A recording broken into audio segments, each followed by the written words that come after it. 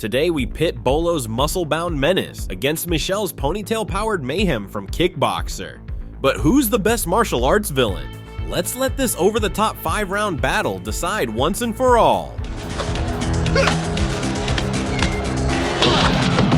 Welcome to Double Reel. Round 1, iconic villain roles. Bolo Yeung is the heavyweight champ of villain roles. From Enter the Dragon to Bloodsport, Bolo perfected the art of being the guy you don't want to cross, ever. His characters not only defeat heroes, but also leave them scarred for life. With his bulging muscles and terrifying presence, Bolo's villains are unforgettable.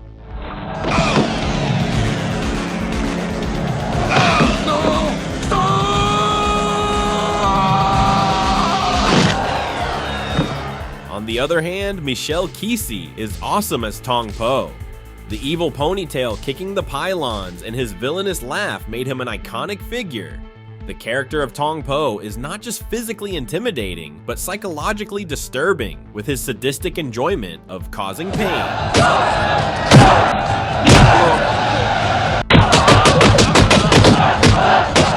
But let's face it, one iconic role isn't enough to dethrone Bolo's extensive roster. Round 2, who gave Van Damme the biggest beating? When it comes to epic showdowns with Van Damme, we have two legendary final fights. Bolo Yeung as Chong Li in Bloodsport and Michel Qissi as Tong Po in Kickboxer. Both fights are iconic and it's really hard to choose between them. But if we're talking about which villain dished out the most damage to JCVD, Kickboxer's final fight takes the cake. Even though watching Van Damme get blinded and beaten up by Chong Li is awesome, the brutal, sweat-drenched battle, complete with glass-wrapped fists and devastating strikes, wins this round.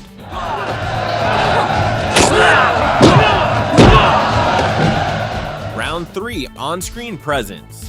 When it comes to dominating the screen, both Bolo and Michel bring their A-game. When Bolo walks into a scene, you know things are about to get serious. His stone-cold expression and Herculean build make him the ultimate on-screen badass. He doesn't even need to say a word, his muscles do the talking.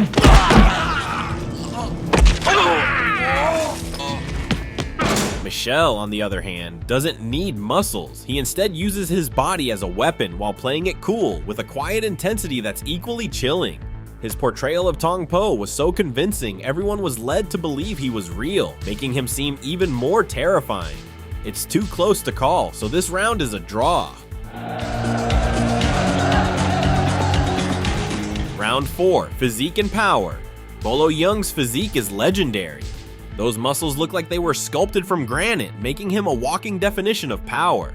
This guy could flex and probably break concrete. Bolo's physique is not just for show. It adds an intimidating factor that enhances his roles. His screen presence is all about raw strength, making every punch and kick look devastatingly real.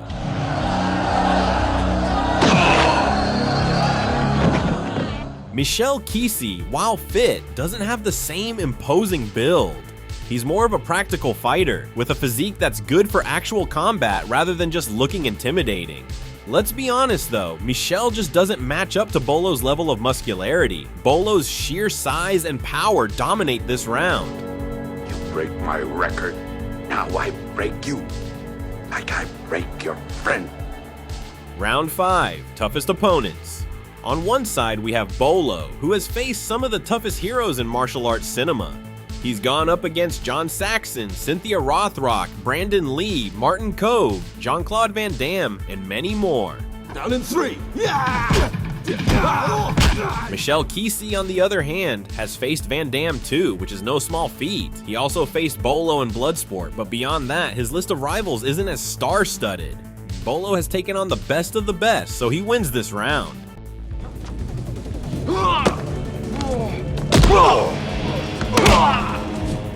So, who takes the ultimate villain throne? Bolo edges out with more iconic roles, a more intimidating physique, and a history of facing off against martial arts legends.